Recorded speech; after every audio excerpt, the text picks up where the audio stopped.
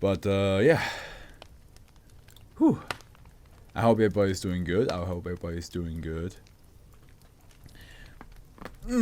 Crack the neck because we got 10 SCPs to read again today. Don't need these gloves for reading. It's a shame that Howard once again cannot join, but yeah, he did tell me in Discord that he can't be part of the stream today, which is a shame. Not sure about Vinvon. Maybe they will join. Nuke is currently babysitting, so they might be on their way back home. Who knows? Yeah. Okay. How about we get started then? How about we get started with Little Men in the Television? Isn't just regular television? Alright, let me see here. That, of course, once again needs to be... There we go. Get rid of this. That's from last week. And there we go. Alright, safe. Item is located at storage site 23, room 3. Although SCP-1970 requires minimal security, it must be isolated from other anomalous objects. Items to be under constant audio supervision for the purpose of recording its localization, and the item should be visually inspected at least 2 times daily. Objects classified as -1, -2, and -3 are to be kept in sealed plastic bags in separately locked containers within room 3. Description: SCP-1970 is a television set similar to Zenith model L092Y. Labels on its back indicate that the device was manufactured in 1979. However, the piece was recovered in 1972 from Russell Fluff of Yonkers, New York, who had owned the device for at least 4 years according to recovered journals and letters. SCP-1970 was able to function as a normal analog television and can still receive analog signals. Although it is no longer capable of displaying an image following test AE34, which has a footnote that says, oh god, it's a big footnote. Conducted on March 1st, 2009, test AE34 required the opening of SCP-1970's outer casing, which produced distress vocalization from members -1, 2, and 3, all of whom appeared to asphyxiate shortly afterwards. Their remains are now stored separately from the item. No mechanical moving parts were discovered within the casing, and the test was aborted before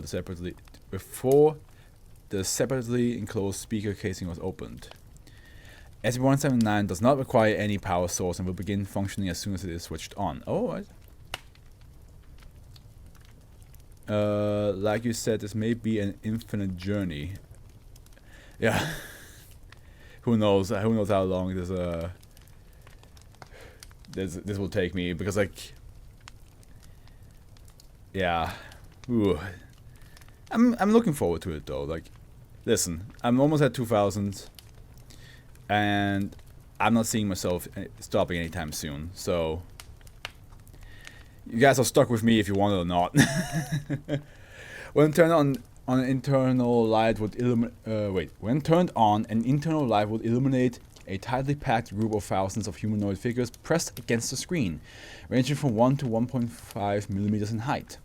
The skin color of the humanoids were distinctly blue, red or green. Red or green, and they were capable of rapid movement, climbing across each other or disappearing deeper into the item for the purpose of displaying whatever broadcast image SCP-179 was tuned to receive. A fourth group of white and gray-skinned humanoids can occasionally be observed within the speaker housing, and their vocalization mimic the audio broadcast. When you're done Series 3, the 9,000 counters may be done. Oh, 10. Yeah, I mean, who knows? Who knows? It's also crazy to think about,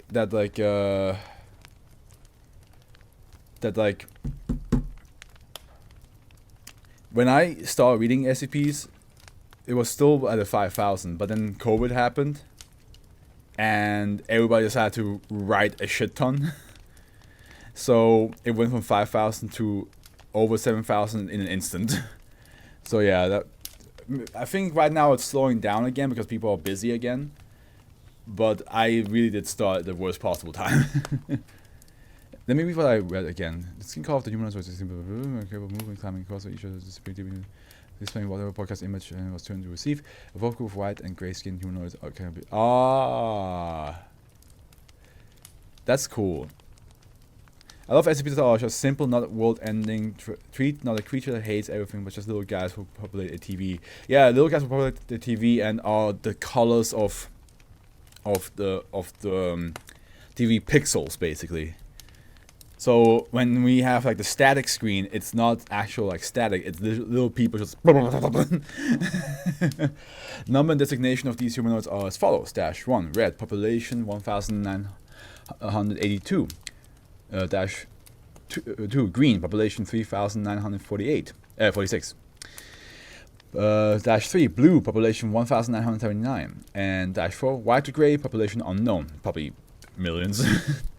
The humanoids exhibit individual features and sexual characteristics similar to human beings, but no infant or young examples were recovered after test AE34. When SCP-1970 was not in operation, it was possible to hear movement within the casing as well as occasional whisper and breathing noises, including snoring. I already have an idea how to make this thumbnail for this one, but I also know for a fact that this thumbnail is going to take me forever. Following test AE34, breathing can still be heard from within the speakers, and an audio broadcast will still be produced if the item is exposed to a proper analog signal. Actually, no, it won't take me that long. When not in use, -4 will often call out in Taiwanese in an attempt to communicate with the other population groups of SCP-1970, or to vocalize distress as a lack of ambient analog television signals. Hey honey, why are the giants watching us? Yeah, I wonder how they feel. They probably feel exactly that, don't they?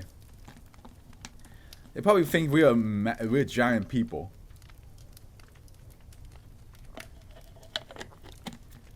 Like that Love, Death, and Robot episode where a couple opened up the freezer and there were tiny people just reliving history inside the freezer. Like you can see from like Stone Age to Modern Age happening in a matter of a couple minutes. Addendum. Russell Fluff was diagnosed schizophrenic and committed suicide in 1972. Although research with exposure to SCP-1970 indicates that his condition was neither triggered nor directly worsened by SCP-1970's anomalous properties. However, due to this condition, he was living alone and unable to convince any family members or caregivers that his vision instead was filled with tiny, writhing men. Yeah, I mean, I think this is just a very normal reaction. It's not an anomalous reaction. You know what I mean? It's very much like a, hey, I'm telling you something. I know it sounds crazy, but I'm telling the truth. And everybody's like, nah. What are you on about? No. And then he's like, no, but you, please believe me. And for years, nobody believed him. And then after a while, he's like, maybe I'm crazy. That's why. Suicide. I wonder if they have like jobs or animals in there. From the sounds of it, only humanoid beings are in there. And I don't think they have jobs either. I think that I think they just exist. They just bounce around. I don't even know if they know what a job is. Or what food is. Something tells me they just exist without needing to sleep. Because like if you leave your television on and it's static all night long, that means the -4 version of this SCP just keep on living. Maybe they're actually robots. I don't think they're robots. I think they're just humanoid creatures or human-shaped creatures that like just happen to just exist. It's kind of like if yeah, I think I don't think they need like an explanation why they don't eat or sleep. I think that's just the anomalous effect. They just live. They just exist. But I like this one. This was a nice little start.